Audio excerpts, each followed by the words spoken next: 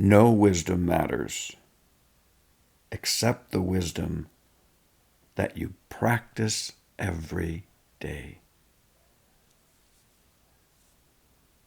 Fish don't know they're in water, yet it's the most fundamental fact about their reality. It's the most fundamental truths that often escape our awareness. This is a paradox. These fundamental truths just tend to slip into the background and disappear. The fish is mesmerized by the waving seaweed and thinks, this is what seaweed does. It waves. It doesn't think the seaweed's only waving because it's in water. This haiku is about the water we swim in. It gets at something profound about how we in Western culture tend to conceive of wisdom or truth. And that is, we conceive of it as intellectual. Truth is something to know, to learn, or to think about in the abstract. Truth is something we can articulate in words if you're a philosopher, or preferably in equations if you're a scientist. This approach to truth is what passes often as intellectually honest for many in Western culture. And like seaweed waving, it seems obvious. This is what truth is.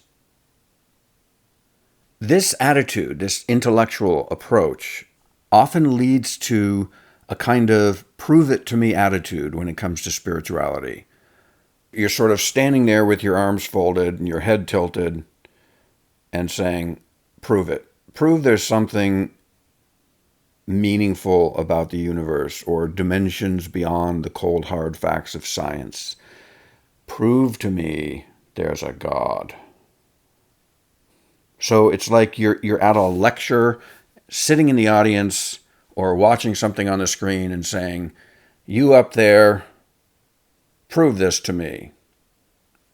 And people with this attitude often also believe that they're independent thinkers, whereas it's the spiritual people that are gullible and just believe what others tell them or what's not supported by any evidence.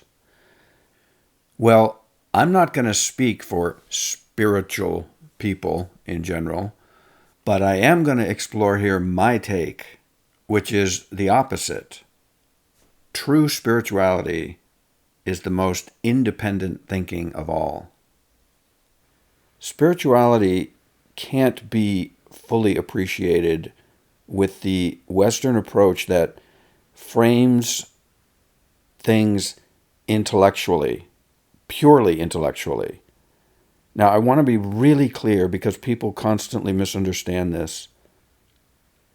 To not allow the intellect to frame spirituality does not mean that spirituality rejects the intellect. What spirituality does is contextualize the intellect. The key concept here is the intellect, so equations, words, logic,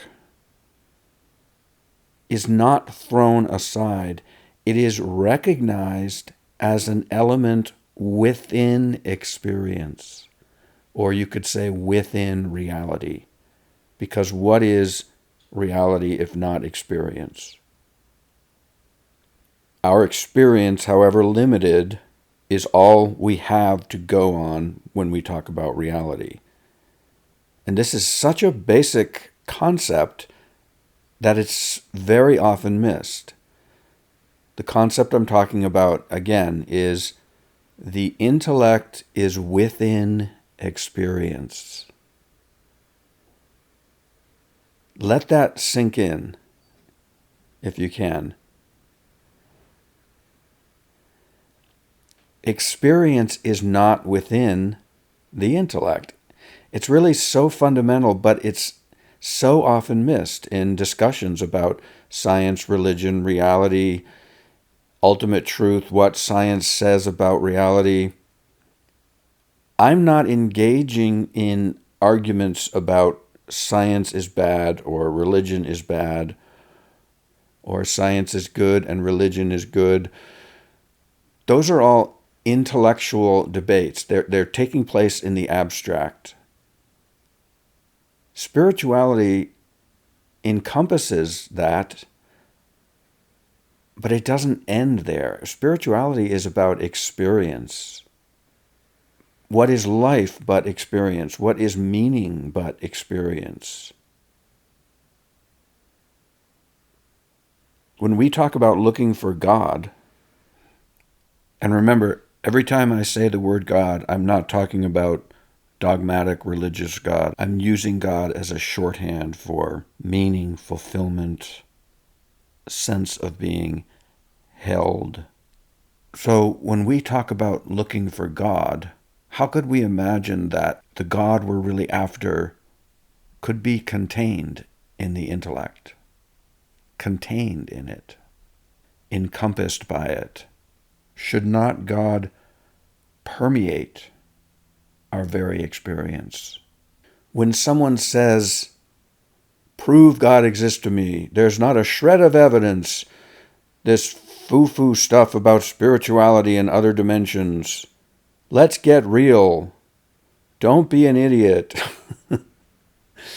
So first of all, I teach science, I love science, I believe in science, but I frame science within the bigger picture. When people have that attitude, what they're missing is,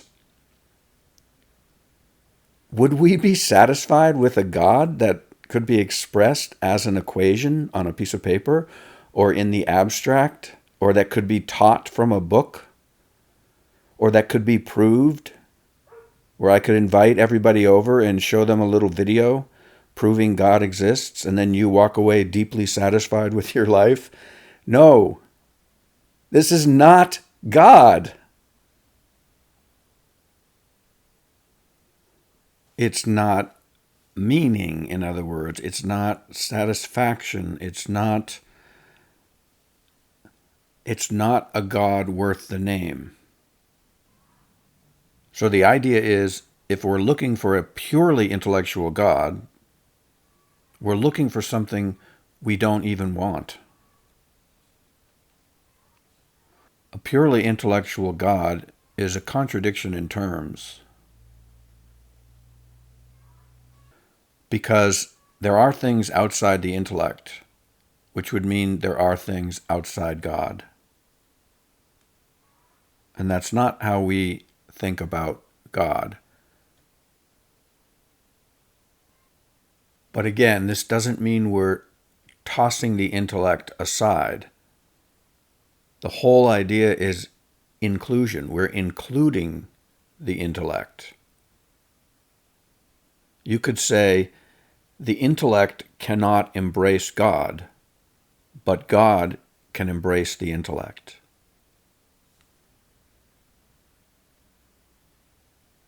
So the fundamental difference between spirituality and this intellectual religion versus science approach is that spirituality is experiential. It cannot be conveyed in words or proofs or equations. And the idea that this is belittling the intellect or not taking science seriously is not it. Our sense of meaning must be as big and as deep and as expansive as possible.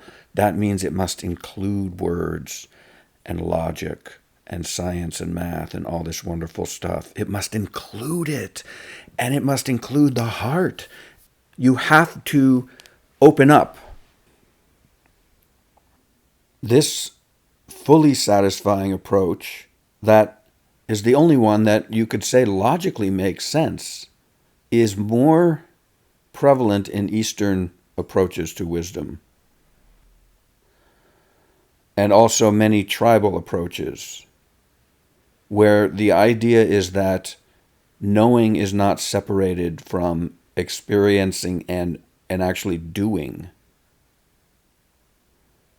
So the practice becomes important. The practice of meditation, the practice of being present, the practice of following your passion, or as Joseph Campbell said, following your bliss, the practice of opening one's heart and seeing through superficial behavior to the underlying truths. Just like science is seeing through reality into the underlying quantum world, or Einstein saw through everyday reality to these more fundamental truths underneath that about space and time. So this approach does not separate knowing from being, doing, acting. It's integrated.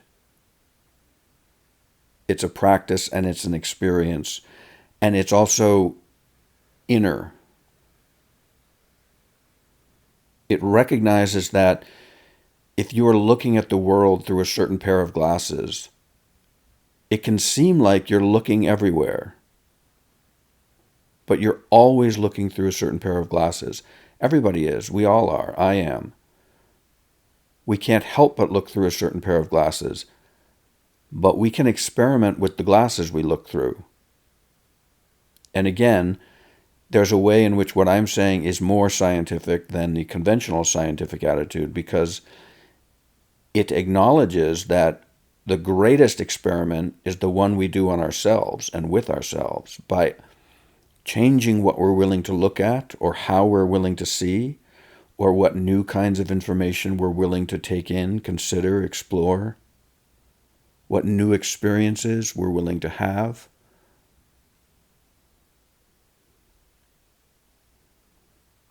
So that's another big distinction between the spiritual, experiential attitude towards wisdom and truth and the more conventionally intellectual Western approach. And that is the appreciation that the primary realm is internal. Your internal state, intention, willingness is the captain of the ship. It is that internal state that dictates what we are open to, willing to look at, willing to talk about. So this kind of wisdom is deeper than the surface level that we're so used to talking on when it comes to truth. Right? Our heart points us in a certain direction. The intellect is just along for the ride.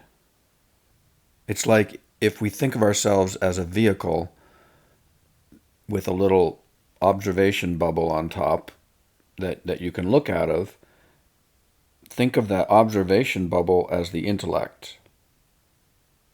It can look around and take things in, take pictures, analyze, but it's sitting on top of a vehicle. And the question is, where's the vehicle parked?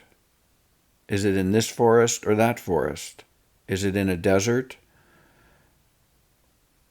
So it's our intention, it's our openness, it's our heart that drives us into a certain forest and gives the intellect an opportunity to see certain things.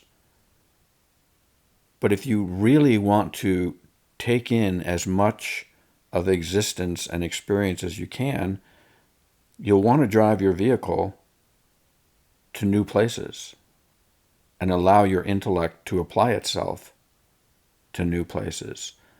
What does that mean?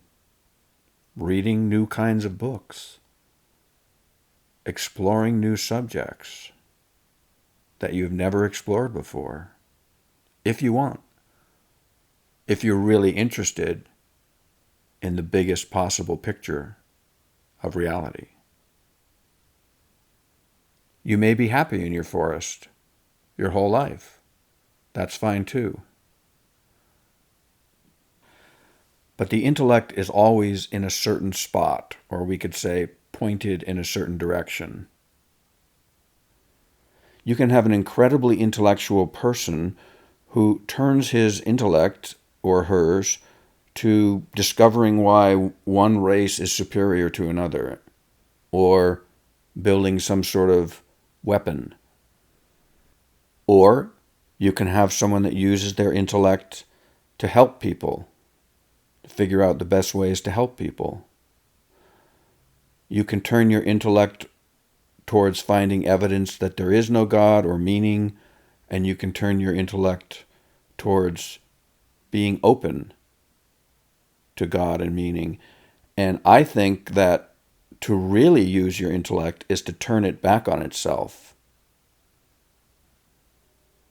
And I try to do that in my books and my videos. So the idea is that a sense of meaning or God waits, in a sense, on our move, on our willingness or desire to find, to see, to feel, to know. We can ask ourselves, would a God that imposes his or herself on us, kicks open our door at night, be one that we want?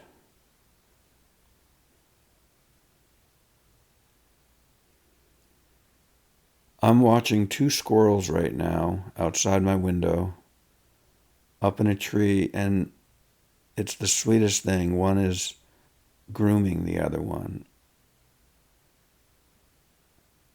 I've never seen this before.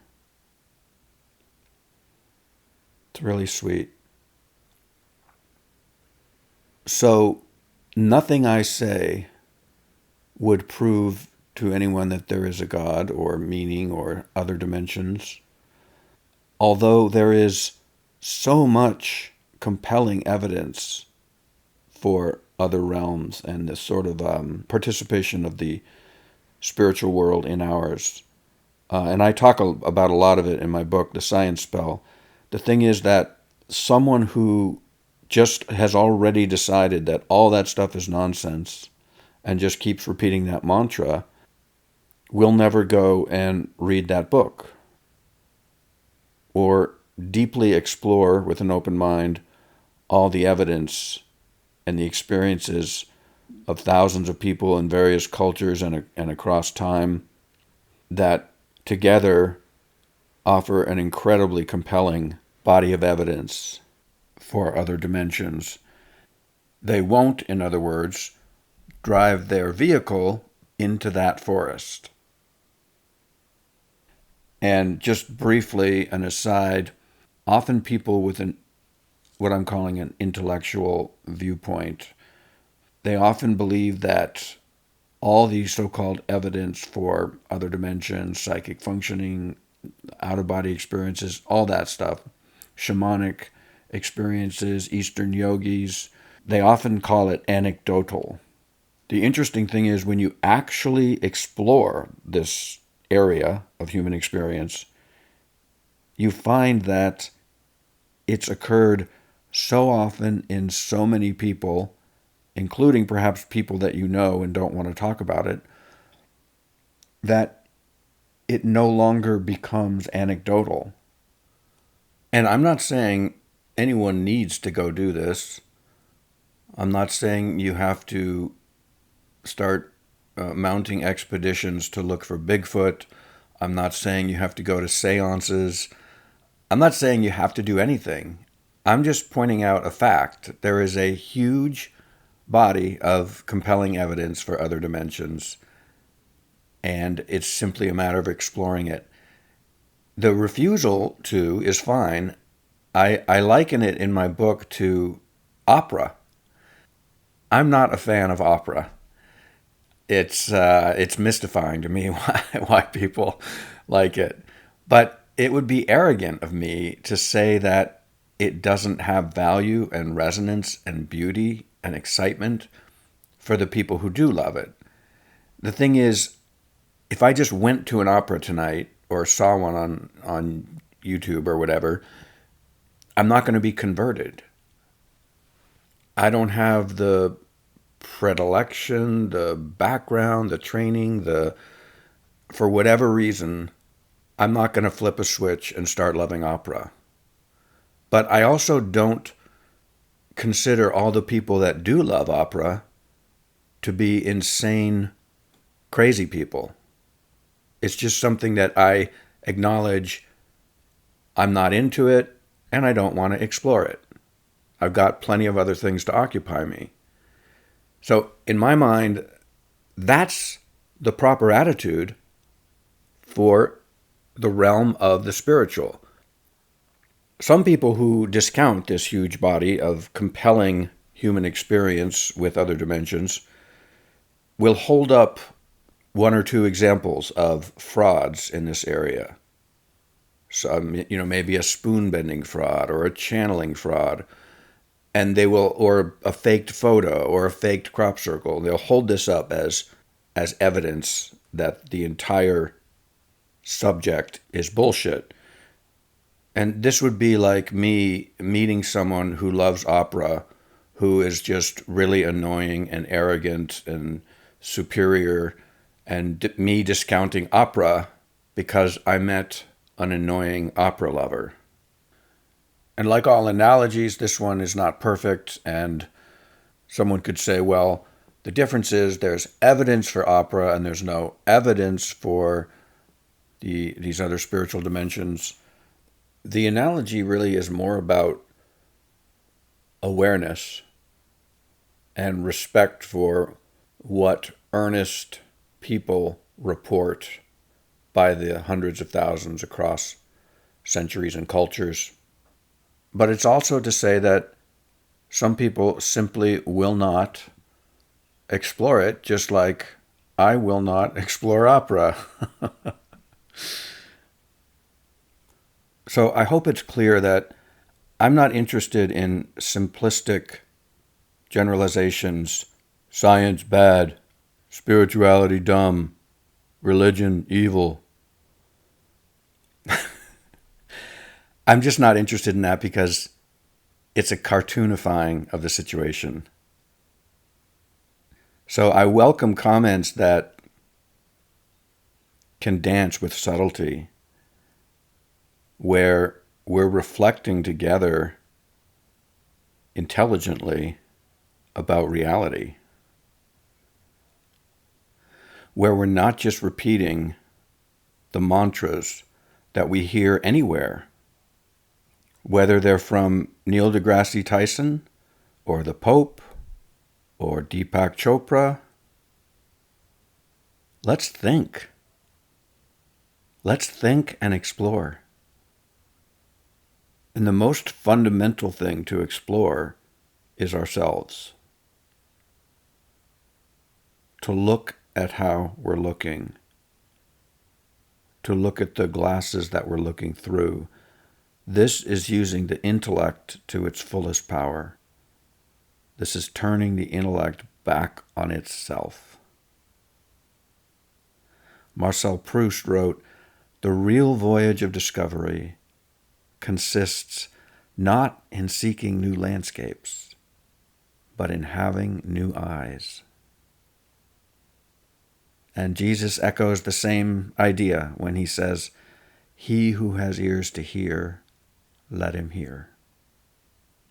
And as I reflect on my own self, why I'm saying these things about science, it's actually because I love science, and I'm a bit disappointed by some of its spokespeople because I feel that sometimes they betray the spirit of science when they talk about things that they haven't truly explored.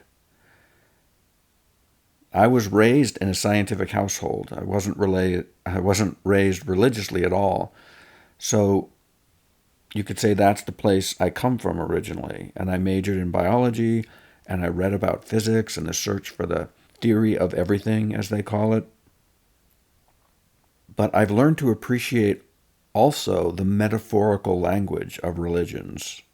Not the dogma, not the cruelty, not the oppression, not the closed-mindedness, but the essence, which is spirituality itself. And in fact, authentic spirituality, you could say, is really nothing other than individuality. And I would say if we must have an enemy, the real enemy is not science or religion or any discipline or person, but arrogance. You can have an arrogant scientist or an arrogant priest. Arrogance is the belief that your world is the world.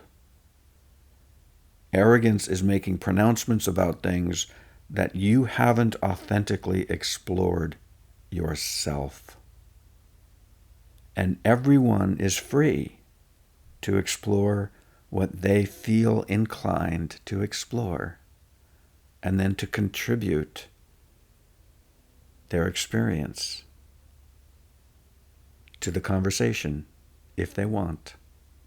And on that note, I know that many people who have experienced these foo-foo phenomenon don't want to share their experience in the public discussion because of the very widespread intellectual disdain for the legitimacy of these kinds of experience.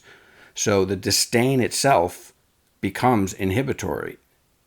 It reinforces the notion that all such things are crazy, so no one wants to talk about them.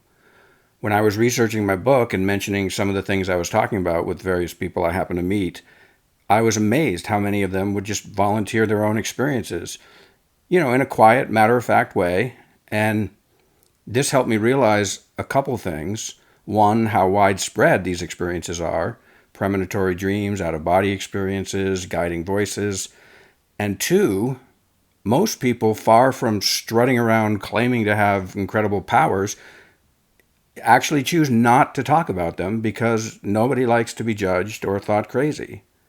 And I talk about this stuff more in detail in the Science Spell, which I'm in the process, by the way, of making into an audiobook, if you want to check and see if it's available yet. But again, the point is not that we have to mount a Bigfoot expedition, and not that we have to discount science in the realms that it has expertise in. I simply don't want people to feel limited by pronouncements they hear from any outside, quote-unquote, official source, whether it's a person or an institution. The pronouncements may be right or wrong. They may be wrong and well-intentioned. But if your goal is truth, you must be open. You can't shake someone's hand with a fist. You can't take in anything when your door is shut. It's pretty basic. When your goal is the truth, without conditions, without walls, you will keep going until you feel satisfied, fully satisfied, the intellect, the experience, the emotions. And the truth can't be threatened. So if we're getting upset and accusatory, we're feeling threatened. And that right there is a sign that we don't fully have the truth, because how could truth be threatened by what's not true? If it's not true, it ain't there. It ain't real. So only the unreal is afraid of other unreal things. All right, stay safe, stay vigilant, watch out for ghosts, eat your vegetables, cry when you want, remain calm, rent a boat, invent a sauce, and above all, be delirious.